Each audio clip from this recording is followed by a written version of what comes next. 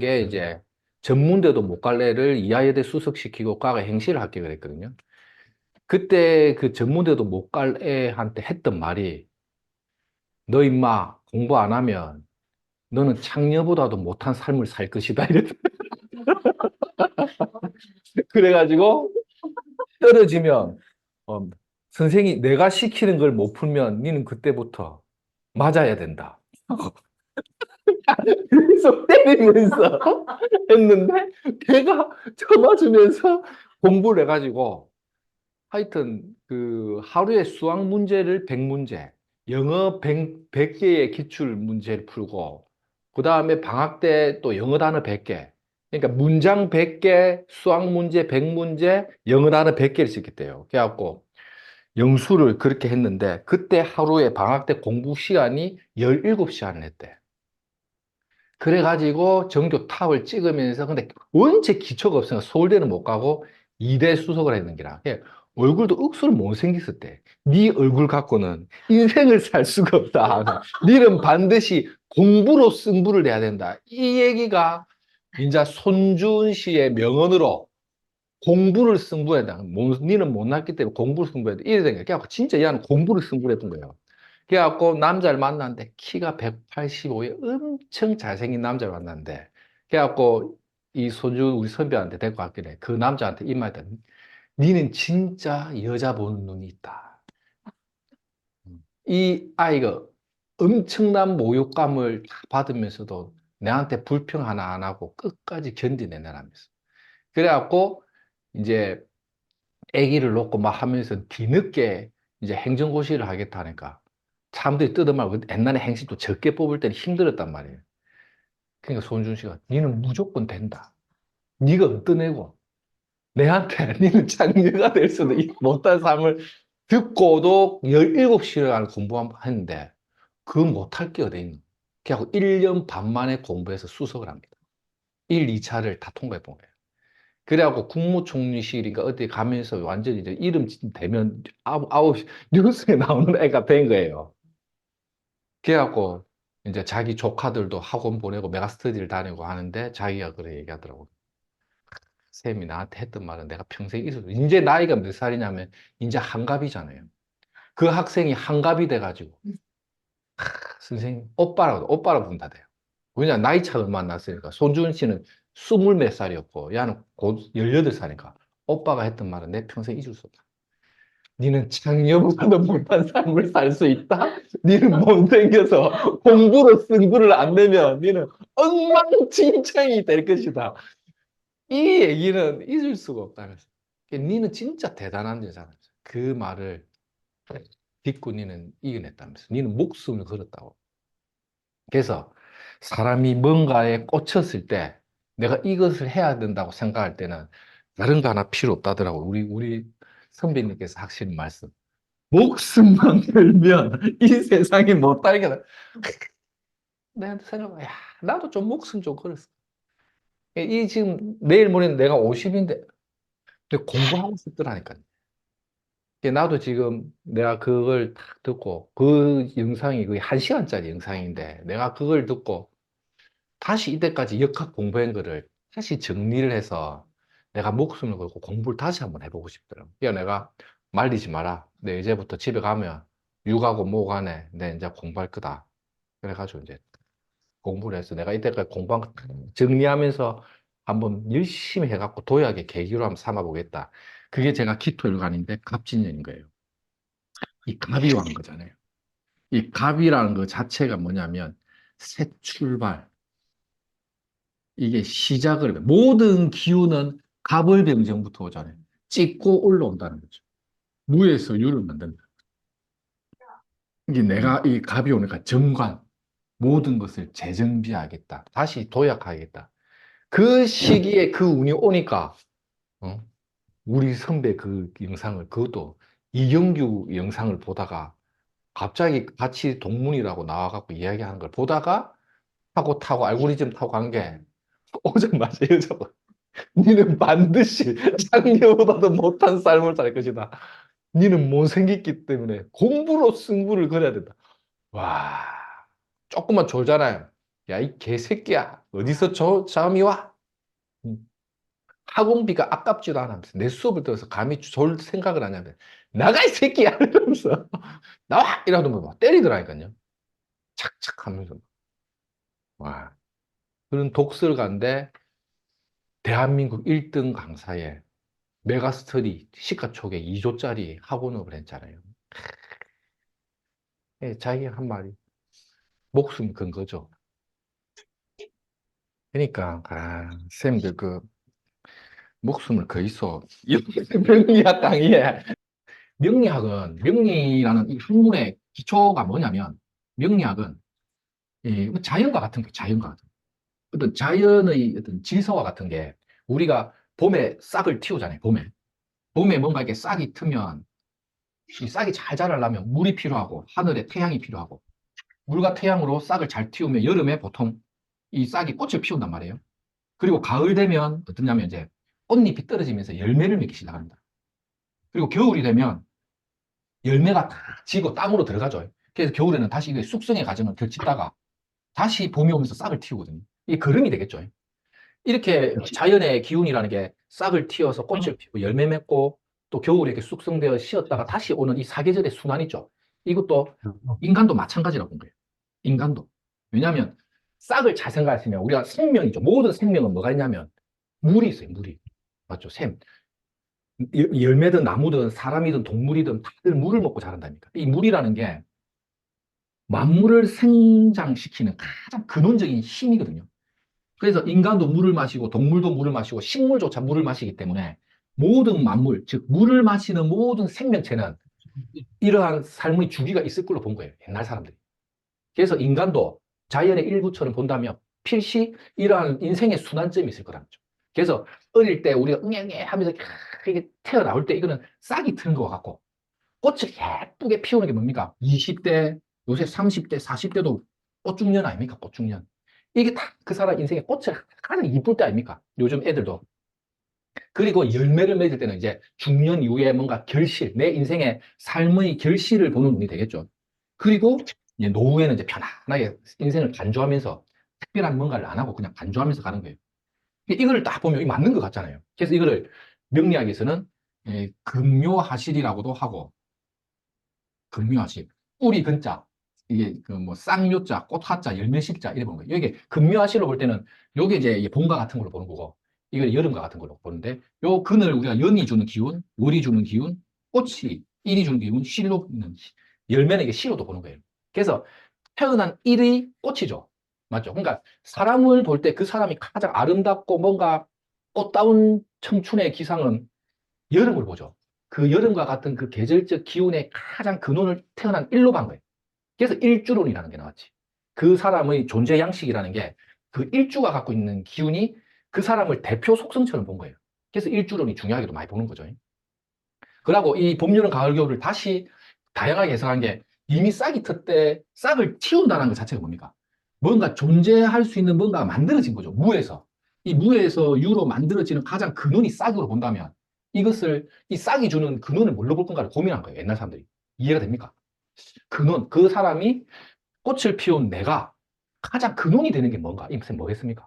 나라는 존재가 이 일에 태어나서 꽃을 피우는데 꽃을 피우기 그 전에 그 이미 뭔가의 기운을 받을 때의 그 싹 있죠. 이걸 뭘로 보자 했죠? 조상이 아닐까 본 거예요. 내가 엄마, 아빠의 유전자적인 씨앗이 있었기 때문에 내가 태어난 거잖아요. 그래서 내가 이 날에 태어나는 기운은 뭔가 조상으로부터 받았다. 이거죠. 그 조상으로부터 받은 것을 연으로 보자는 거예요. 그게 조상군으로 받은 거예요. 이게 궁성론이, 이게 기초인데도 엄청 중요해요. 사주 풀 때. 궁성이라는 게 조상으로부터 내가 뭔가 기운을 받아 먹은 거죠. 그게 나와 영과의 관계성. 이게 조상궁. 그리고 그 조상의 씨앗이 뿌려진 게 부모궁으로 간 거죠. 이게 좀 끝에 가면 또 안 보이네. 선생님, 이쪽 좀 당겨서 볼게요.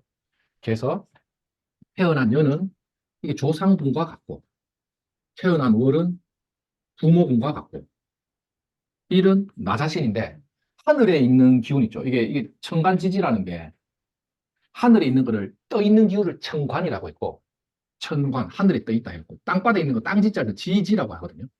그런데 요 글자 있죠. 태어난 연월 일 중에서도 하늘에 떠 있는 걸 일간이라고 표현한단 말이에요. 천간, 하늘에 있는 간, 일간.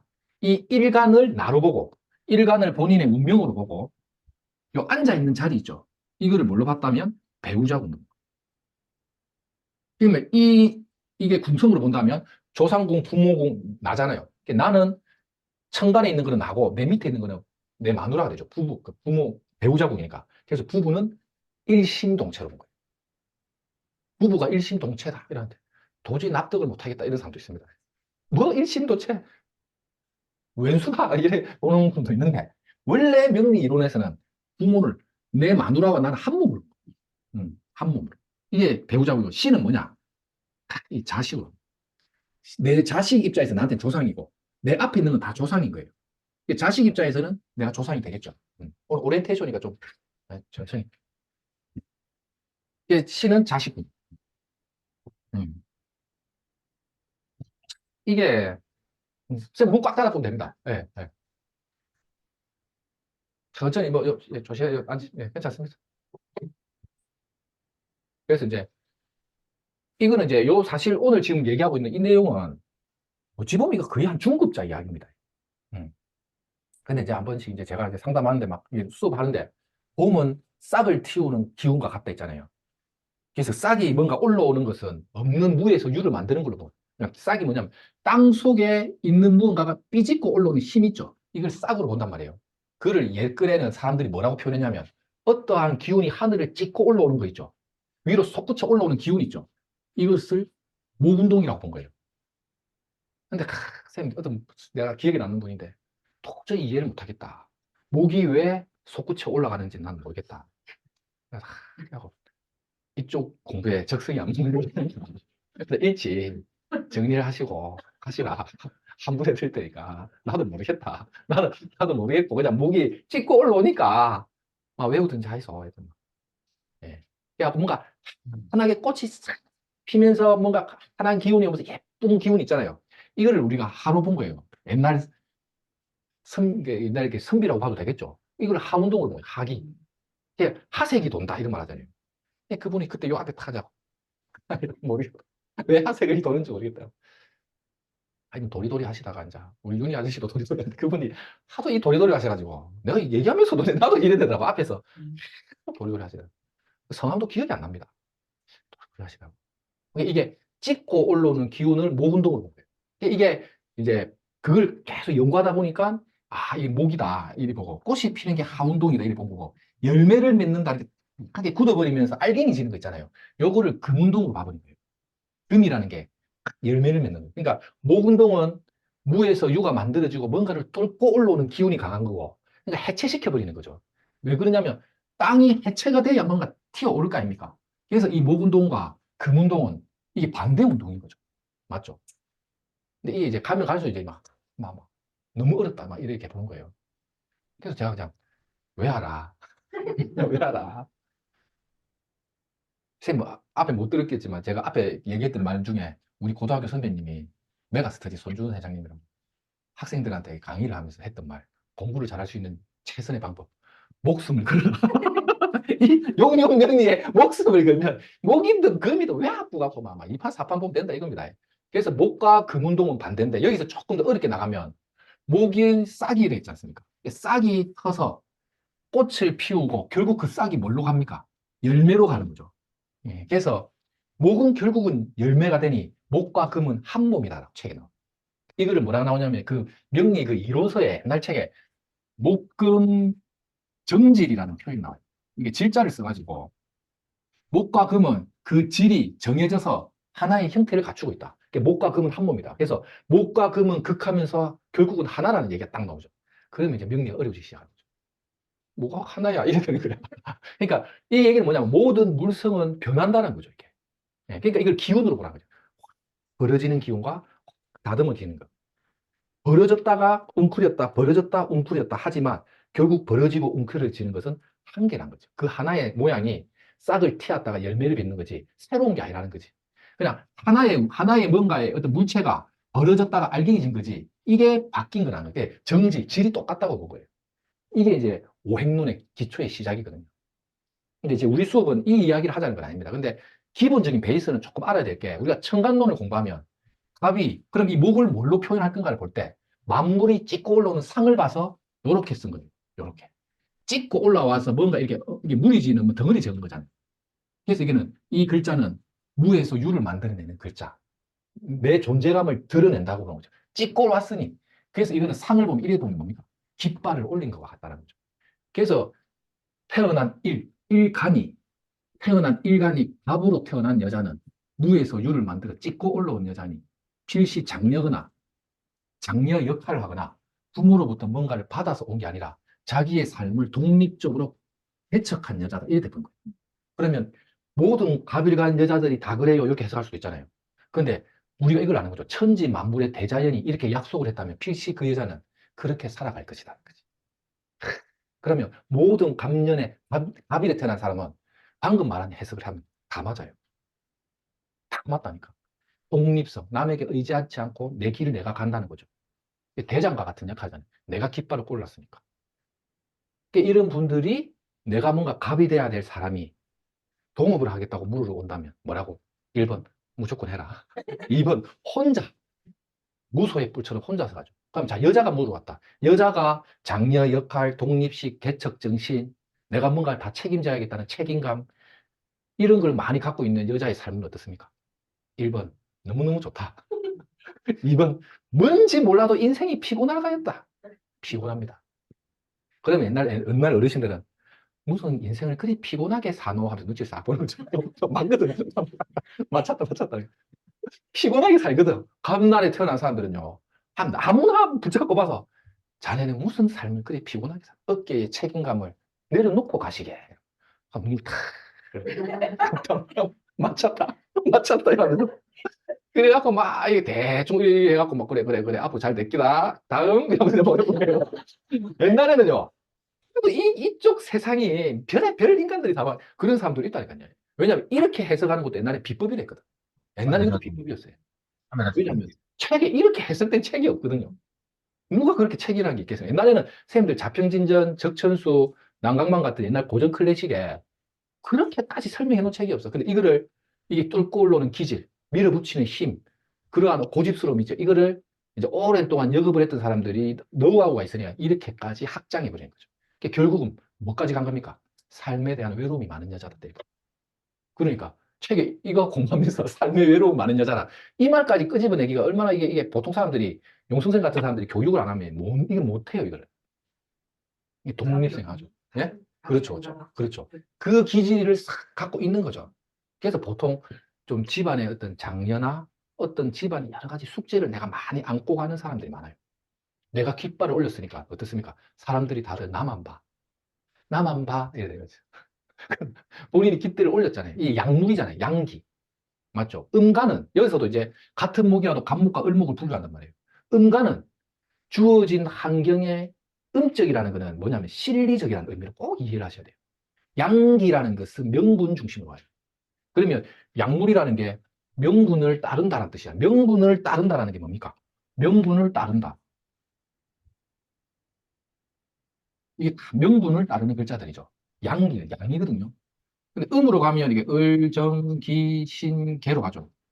자, 이래 되면 이게 양간으로 태어났다는 것은 기본적인 명분을 따라가요. 양기는. 양하다는 것은 뭐냐면 외양으로 드러나 있는 상이기 때문에 내적으로 내가 갖고 가는 것은 실리를 추구하는 거예요. 그러면 경제적으로 돈을 많이 버는 것은 명분보다는 실리에 가깝죠. 그러니까 실리를 추구하는 게 그래도 강한 게 음간이고 양간은 그래도 명분을 추구하려는 속성이 있어요. 물론 팔자를 다 봐야 되겠지만 기본적인 양간의 기질은 있어. 이 사람이 아무 양간인데도 그래도 막 실리를 추구하는데 물론 그렇게 볼 수도 있어요. 있지만 기본적인 그 일간의 베이스는 명분을 그래도 따져봅니다. 근데 음간은 뭐냐? 실리를 추구한다의 가장 큰 특징이 뭐냐면 내가 극복하기 힘든 상황이면 그 어떠한 뭐 사회적 존재에 뭐 막강한 사람이 나타났다. 내가 그것을 치고 이겨먹을 건가를 먼저 고민하는 것은 양간의 특징이고 내가 저놈을 이용해 갖고 내가 좀 기대어 갈까? 이게 약간의 특징이에요. 그래서 삶의 풍파를 만났을 때 좀 더 실리적으로 극복이 가능한 게 음간의 특징이에요. 양간은 한번 부딪혀 보려는 기질이 있어. 특히 팔자의 간지가 싹 다 양간으로만 돼 있는 것을 우리가 양팔통이라고 하거든요. 이런 경우는 못 먹어도 곧발을 한번 미친 거지. 삼정이 오면 왕고, 투고, 쓰리고, 흔들고, 피박까지 씌어야겠다. 이거는 실리라는 것보다는 밀어붙일 때 양기가 좀 힘 때문에 막 에라이 모르겠다 하면 나오죠. 그때 운이 좋으면 홈런이 나옵니다. 오예, 막 80점 났다. 점당 10,000원. 이래 가버리는데, 음가는 뭡니까? 3점 딱 났는데 상황 보니까 이 점만 저거 잘하면 저거 3점 날 것 같다가 스톱했던 거예요. 음가는 분위기나 상황을 보고 실리를 좀 추구하는 성향이 좀 있어. 그래서 이런 경우는 조금 실리적으로 가는, 이거를 싹 다 팔자가 음으로만 돼 있는 거를 음팔통이라고 하거든요. 음팔통으로 돼 있는 사주는 경제적인 실리를 추구하는 성향이 강하고, 양팔통은 명분을 좀 쫓는 성향이 좀 있어요. 그래서 이제 현대사회에서 경제적인 실속은 음팔통을 좀 유리하게 해석합니다. 그리고 양팔통이 돈을 벌면 크게 버는데 엎어질 때는 또 어떻게? 크게 한번 엎어지는 거죠. 음팔통은 뭡니까? 적당하게 벌고 말아먹을 때도 적당하게 말아먹는 그 기질이 약간 음팔통이에요. 홈런이 잘 안 나오는 사람들이 많아요. 이것도 팔자에 뭐 육친 이론이라든지 뭐 신살, 십이운성 뭐 많은 이론이 있어도 음팔통인데 대운마저도 음대운이다. 근데 이 사람이 뭔가 혁명적인 이야기를 하잖아요. 안 된다고. 이게 좀 투자가 되고 확장이 되고 돈이 되고 막 공장 짓고 뭐 안 된다고. 왜? 이미 질러버리는 힘이 약하면 본인이 못하거나 있죠. 그게 현실적으로 실행도 잘 안 된다는 거지. 그러니까 사업적으로 홈런을 치거나 진짜 크게 하는 사람들은 사주 배합만 좋으면 큰 사업가는 양팔통이 좀 많아요. 뭐 제가 본 뭐, 제가 그간에 상담했던 사람 중에 좀 운명의 우여곡절이 많아도 진짜 큰 부자들 제가 봤을 때는 양팔통이 좀 많았고, 굉장히 좀 이렇게 스무스하게 돈을 꾸준히 잘 벌면서 막 착착하게 돈이 있으면서 부동산 싹 돌려갖고 월세를 싹 받으면서 모험도 안 하면서 막 이렇게 야물게 하는 사람들 있죠. 이쪽이 막 공장을 막 엄청 지어갖고 500명, 600명 됐고 막 공장 돌린 사람들 양팔통 많고 해. 이놈의 부동산을 어디 다 찡박아갖고 요 월세, 요 월세, 요 월세 받고 있죠. 음간이 막. 자, 이것도 그 사람의 비즈니스 스타일이 나오죠. 웬만하면 안정적인 거래처를 잡아서 안정적인 사업을 하고 도전적인 것을 잘해요. 그러니까 건축이나 토목 사업 같은 경우는 양간적 기질이 강하지. 크게 먹을 수 있는 거잖아요. 음간은 굉장히 보수적이고 안정적인데, 물론 이게 음이다, 양이다, 이게 뒤섞일 때가 있거든요. 뒤섞였는데 비교적 양간이 강하다. 그 사람 음일간인데 주변의 간지가 비교적 양간이 강하고 대운이 양기가 들어오면 질러버리고. 기본 속성은 음하고 굉장히 꼼꼼한데 운이 막 이렇게 들어와 버리잖아요. 근데 그걸 내가 잘 쓰는 운이다 하면 질러버리는 힘이 나와요. 그래도 그 타고난 기질이 있어서 지르긴 지르는데 스텝 바이 스텝을 잘합니다. 그러니까 런 기운들은 자칫 양대운이 잘못 들어와 버리면, 야, 이게 식상생재라서 어디 가면 다 재물복이 있는 운이라는데 왜 내 사업이 망했습니까? 이런 물어봐요. 그게 이제 저하고 수업할 때 보면 얘기를 해요. 이게 꼭 육친으로 안 봐. 육친으로는 막 비겁이 많은 재성이 있는데 비겁이 많아. 식상생재가 됐다. 이러면 왕한 비견급제를 식상이 소통해주고 죄를 받다는 거는 돈 버는 놈인데 이때 망한 사람이 있거든. 왜 그 사람이 망했나? 그럼 육친한 사람들한테 물어보면 다 돈 번다는데 왜 용선생은 이때 돈이 안 되냐고 하냐. 양기가 너무 많았어. 예. 비겁이 모군이 너무 강하고 식상도 하운을 너무 많이 쓰고, 근데 쟤는 토야. 근데 금도 없고 수도 없는데 하운이 왔어. 그럼 식상생재가 될 때 망하는 거야. 왜? 양기가 태가. 운이 이런 식으로 걸려버리면 이만큼 벌어갖고 몰빵을 넣어갖고 한 방에 훅 갚은 거예요. 그래가지고 막 오는 사람이 많다는 거죠. 근데 예전에 내 기억에 남는 사람이, 그분이 이 노래, 가보의 진이었나? 요런 구조가 있거든요. 요런 구조. 근데 이 대운이 묘, 진, 사, 뭔가 이게 오미가 다 왔죠. 예, 다 왔죠. 이게 뭐냐면 나중에 공부합니다. 갑은 목이고, 오는 하고, 진은 토고, 이는 목이죠. 자기 계절의 목이죠. 이런 것도 우리 공부할 겁니다. 이 노래 갑이라는 것은 봄에, 봄은 뭐랬죠? 싹을 틔우는 계절에 내가 싹으로 나온 거는 이 계절의 힘을 꽉 받은 거야. 목기가 으악 하는 놈이죠. 양기가 팍 날아오는데 이 남자가 또 남자야. 남자 자체가 양이죠. 약물로 태어난 남자가 양기가 가는데 하도 양인 거예요. 여름에 꽃이 확 벌어지는 거죠. 봄, 여름의 기온은 이 양이거든. 이 사람이 이 오미가 오니까 양이 들어오는데 하가 들어왔죠. 여름 연천에, 여름에 하. 이거는 지지는, 아까 왜 내가 2절, 3절을 강조했냐면 2절은 지지 인자고 3절은 지지 대운이랬죠. 인자와 대운을 설명한 거는 첫 번째 키워드 음이냐 양이냐. 오미는 양이거든. 그러니까 인월 간목에 오화가 있어 양기가 강한 팔자가 양기운이 오니 이때 돈을 확 벌었다가 한 방에 확 넣어갖고 이때 하여튼 30억인가 40억을 다 부도가 난 거예요. 개털이 완전히 돼가지고 이게 신대우는 나중에 이 가을에 결실을 보는 몸이거든요. 이게 음이 들어와 버린 거예요. 그때 가을에 결실이라는 그 몸이 왔을 때 어디 또 물으러 가면 뭐 인신충이다 뭐가 안 좋다 이때 돈 많이 벌어갖고 이때 까먹었지 막 이래 되는 거예요. 이 양반은 이때 다 까먹고 이때 되니까 이게 음이라는 기운이 와서 음양이 딱 맞아버리잖아요. 그러니까 오히려 마음이 편해지면서 이 평강을 뭘로 쓰냐면 운전을 하는 거예요. 그러니까 조직원을 뭐 한 20몇 명 됐고 제조 사업을 하다가 그래도 나름 매출이 나와갖고 돈을 상당히 벌었던 사람이 다 까먹고 운전을 해요, 운전.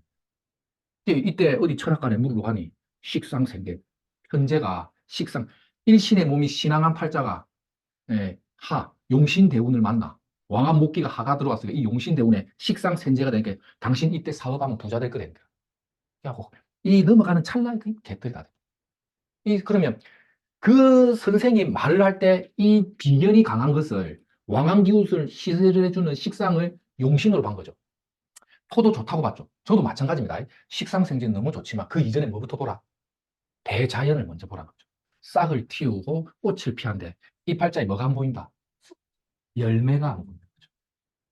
열매 없는 팔자에 여름 염천을 만나니 어떻다? 다 불사질러진 거지. 그러니까 이 개념을 가지고 육친 이 좋은 이론들을 우리가 다 써먹지만 그 이전에 뭘 보라? 대자연을 볼 때 대음양을 먼저 봐야 돼. 대음양을 먼저 보고 팔자를 보시라는 거예요. 그러면 육친의 석이 틀렸다는 게 아니고 육친 이전에 이 음양에 의해서 이미 박살나버린다는 걸 잘 보라는 거예요. 이게 선생님들이 이 음양적인 것을 잘 이해를 하면 무조건 음이 온다는 게 좋다 이 뜻이 아니고 어떠한 기운을 써먹을 때 음양적인 조화나 배합이 잘 돼야 대자연은 결과가 나옵니다. 그래서 자기의 삶도 내가 말했죠. 인간은 물을 먹고 자라기 때문에 식물이든 동물이든 인간계든 생명체는 다 똑같고 그 생명체는 누구나 봄, 여름, 가을, 겨울에 방응을 한단 말이에요. 그래서 삶의 어떠한 경제적인 실속이나 능력을 보는 것은 가을의 금기와 같다는 거죠. 그리고 그 금이라는 열매가 잘 만들어지기 위해서는 뭐랬죠? 여름에 뜨거워야 된다. 그래야 가을 넘어갈 때 열매가 맺으니 이것을 역학에서 뭐라 하냐면 하와 금이 넘어가는 것을 하금교역이라고 금하교역이라고 하거든요. 그래서 팔자에 경제적으로 실리나 돈을 버는 팔자는 필시 금하교역이 잘 되어 있는 팔자. 그래서 하와 금은 이게 실질적인 돈을 만드는 기운과 같다. 이 하는 양기고 금은 음기란 말이에요. 음양적인 그거의 관계가 뭔가 만물의 결과를 만든댔죠. 그래서 우리가 자동차로 치면 엔진에 기름을 붓고 폭발을 하면 기름이 폭발하죠. 이 폭발하는 것을 하운동이고 기계가 폭발하면서 엔진이 돌아가죠. 그게 금운동입니다. 그래서 하와 금이 운동을 해야 자동차가 움직인다는 거죠. 그래서 하와 금이 원만하게 움직여야 그 자동차는 쓸모 있는 자동차가 되니까 그만큼의 가치를 인정받는 거죠. 그래서 삶의 가치를 인정받는 것은 금화가 교육되어 있는 사주가 기본적으로 돈 버는 재주가 있는 팔자로도 봅니다. 이게 이제 우리가 이 책의 내용에 들어가기 전에 기본적인 베이스예요. 그리고 제가 청간론과 지지론 할 때 이 이야기를 계속 해줍니다. 근데 얼마나 신기한 걸 선생님들이 느끼냐면 한 10번 정도 설명을 해드려요. 선생님들이 이해를 못해. 너무, 너무 신기해. 그래서 뭐 환불을 해줄 수도 없고 이미 뭐 배는 떠났고 이런데 이해를 못 하더라고요. 한 1년쯤 되니까 이해를 좀 하시더라고요. 그래서 이게 제가 말했죠. 공부를 잘하는 이유는 우리 손준 그 회장님께서 공부를 잘하는 가장 첫 번째 원인은 뭐랬죠? DNA라고. DNA가 인생의 95%고 나머지 5%가 노력이나 열성은 5%라 했어. 근데 이 노력과 열성 이걸 초월할 수 있는 기적이 있는데 그 기적이 뭐랬죠? 목숨을 걸어라. 이 목숨을 걸 때 이걸 다 박살냈다는 거지.